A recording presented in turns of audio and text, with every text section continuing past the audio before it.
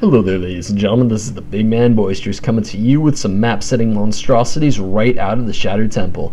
Down here in the south position, we have part machine spawning in as the red Zerg, and over here at the left we have Spacecowboy spawning in as the light blue Terran. You can also call this guy the Gangster of Love, and if you guys know what I'm talking, and if any of you know what I'm talking about, you win the internet. You can accept your prize in the comments section. Just post what you know I'm talking about. I know there are some of you out there. Anyway, this is going to be my first in the map setting monstrosities series, and map setting monstrosities is going to be something very interesting that I'm probably going to start doing a little bit more. Not that often, still not that often though. I'm going to be extremely focused on the ladder game section. However, I do think that individual map makers, like the man who made this map named Zajat, really need attention from the community because they're coming up with just great ideas for maps. Like this is a map that that Zajat developed, and it's basically a map that's separate from the ladder. It uses, I think, a lot of the settings are used on ladder maps, such as this one, Shattered Temple. However, there are certain things added, like the lower supply depot, which is added in a lot of tournaments. So I'm guessing this is actually a map that was lifted from MLG, one of those major tournaments. But it's essentially, map setting monstrosities is essentially going to be a spotlight for everybody in the community that really is a map maker and makes special ladder maps. Like for example, Zajat. These maps are not quite the same as the average ladder maps. We do have Part Machine going for a Roach Warren, by the way, so it looks like we're going to actually have something around a 7 Roach Rush. Not perfectly executed as far as a 7 Roach Rush goes, and this Marine is actually getting microed really well, and he's going to see the Roaches. Oh, that is so good for our Terran player. He now knows exactly what he's going to be coming up against, and I'd be surprised if he went through with creating this second Reaper, but it does look like he's going to be going forward with it. Anyway, map setting monstrosities is basically going to be a little kind of like Nook that I'm not going to do any more than once a week, even maybe less often than that, maybe once every 2 weeks. But essentially it's going to be to spotlight some of the custom maps that people have created around the ladder game, and it's it's really just to help some of those people get their foot out the door and just give them a spotlight that I believe that they deserve. Well, anyway, we have what is a 7 Roach Rush coming out of Part Machine, and I don't think that this is going to be any issue. He might get one Marauder, but he does not want to keep trying to go up into there.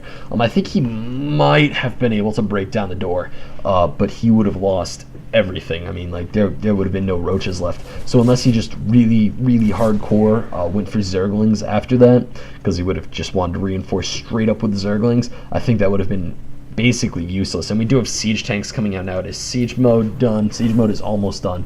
So this essential timing push is gone. There's no chance for it.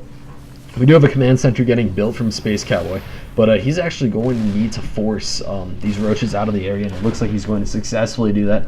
All the roaches do manage to get away alive with a 2 health roach right there, and alright, wow. That Roach is so lucky because of the amount of time that siege tanks take to siege up. I was actually kind of entertaining as I do slow this game down so that we can really capture the juiciness of this action. We do have Part Machine. He does have his natural up, and it looks like this command center is going to be alright. He's going to the north. I thought it was going to be a scouting command center for a second. Maybe drop a planetary right there. I love it. I love ridiculous plays like that. They're just so much fun to watch, especially when they work. If somebody actually executes a planetary rush, I will promise you I will commentate it. Just, perfectly execute a planetary rush on Shattered Temple. Just drop it right there.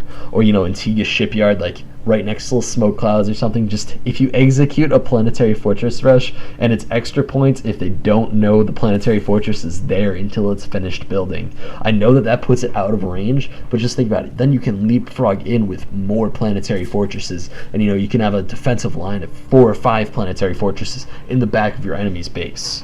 And that is the ultimate base in their base. And also extra points if you mine from their minerals. Just by the way, we do have a push coming in from Spacecowboy, but this is going to get cleaned up pretty easily because Banelings, pretty good units. Not sure if you guys knew about it.